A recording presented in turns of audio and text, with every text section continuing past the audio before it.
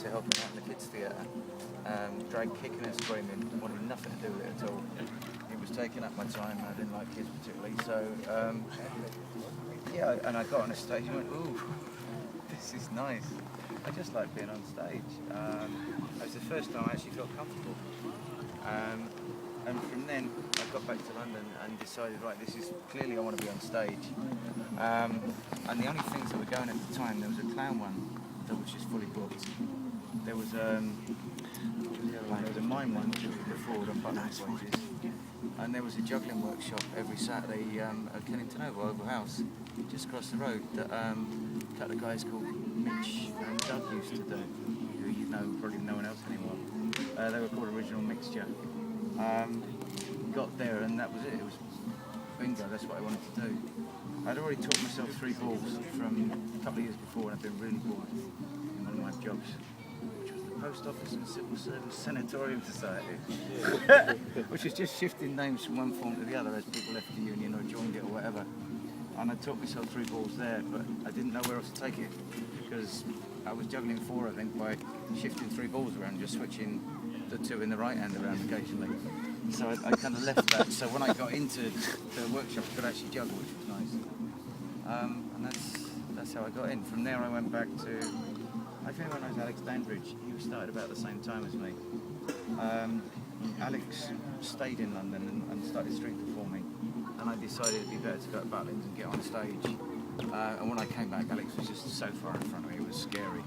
But yeah, I got in every single show I could. So you didn't do the red coat route? Yeah, that was the second year. So when you went back, that's what you did instead of I got all the skills I could and thought it'd be better to do it on the stage. You sing? No, I was a kids' red coat, so I was helping out and yeah, all the kids' activities, you know, fun in the field with frisbee fun with Uncle Steve and all that. Where were you? Bognor. Bognor? Yeah. Oh.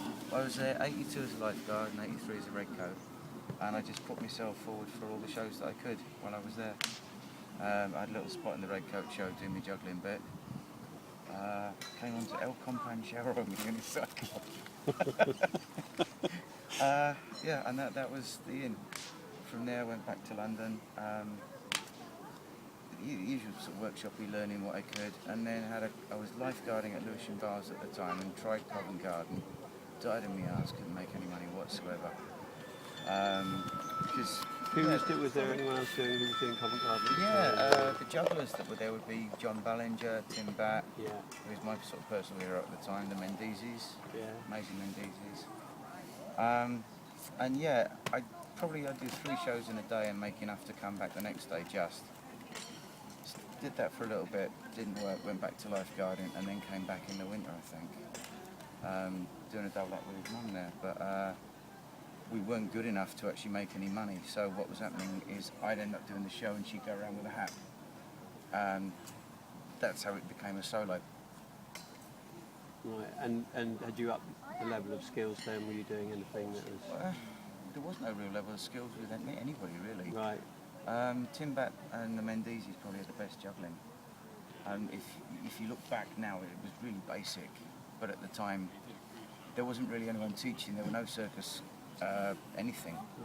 Yeah. The people who had the nicest props were the ones that could afford to go to America or get it sent back from America.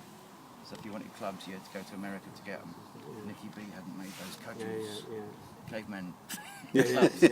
So we're talking 1984 probably. Right. Yeah, 1984. Yeah.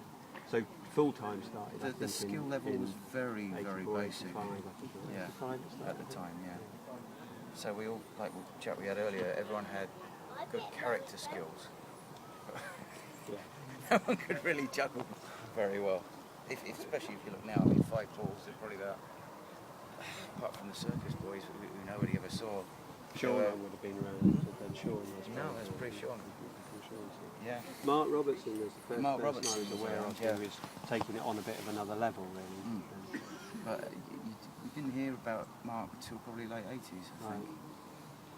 So you've been at the pool, and then you're going to. Yeah, I had the Lewisham, second attempt at Covent, and the second one was the one that stuck. Why? Just getting a bit wiser and a little bit better about. That was the thing. You can keep banging out shows there and finding out what works for you and what doesn't. and you're also practicing. I was practicing all day anyway. Did you have a big build-up, or did you just go straight in? You know, I'm doing tricks. Come on, have a look. Oh God, I think my first one I just walked out with a great big pair of them glasses on. Yeah, and a suitcase full of a few props.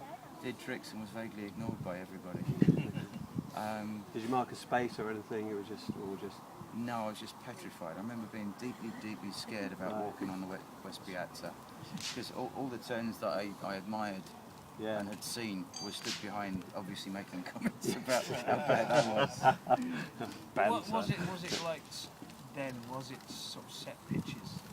Yeah, there was the West Piazza and then... Because it kind of is now, isn't it? Well, it's all gone a bit wrong, I think. Yeah, I mean, you used to have to sign on the list, and the theory was that if you signed on the list, in order you'd get picked, and you'd pick what spot you want, half-hour pitch. But it used to get crazy silly in the summer. People would be there from like 3, 4 in the morning. Yeah. Those who had vans would sleep over and just run out, sign the list, and go back to bed. It was much more anarchic than Oh yeah, there's constant fights and arguments and... Yeah, it was That's why really I never wanted to do it. I mean, yeah, I think for me the thing about busking is it's a great place to learn. It's not somewhere I'd like to stay. It's just too hard. Yeah. But you were the first person I was aware of, I suppose, who'd taken it indoors and was making a success of it like that. And if you looked at time out, you know, you'd be there and then jongleurs. And so when did that? We used to go to a place called the Tunnel Club, which is in Greenwich, which is an absolute hit to watch acts. There was a few of us, 3 or 4 of us. A guy called Keith Fields, a magician, a guy called Steve Mills, myself, Rita, my missus.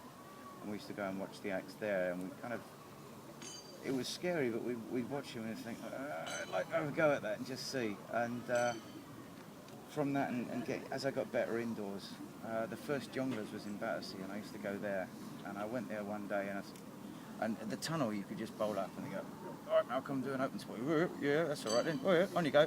And you get this dreadful intro, and there you'd be. But Jongleurs didn't quite work like that. I went there, I'd love to do an open spot, and they went, all right, come back in 5 months or 6 months. I went, what? 6 months? I thought, oh, okay, because I got my bag, I got everything. And so literally, I put it in my diary, came back 6 months, expecting them to remember. And they just went, who are you? Strange person with a bag. And wandering minstrel. yeah, basically, I just kept bugging them. I said, look, it's getting cold out here, I'm freezing to death. Give us a spot. And they gave me a spot. My first spot was New Year's Eve, after 12 o'clock, in Jongleurs.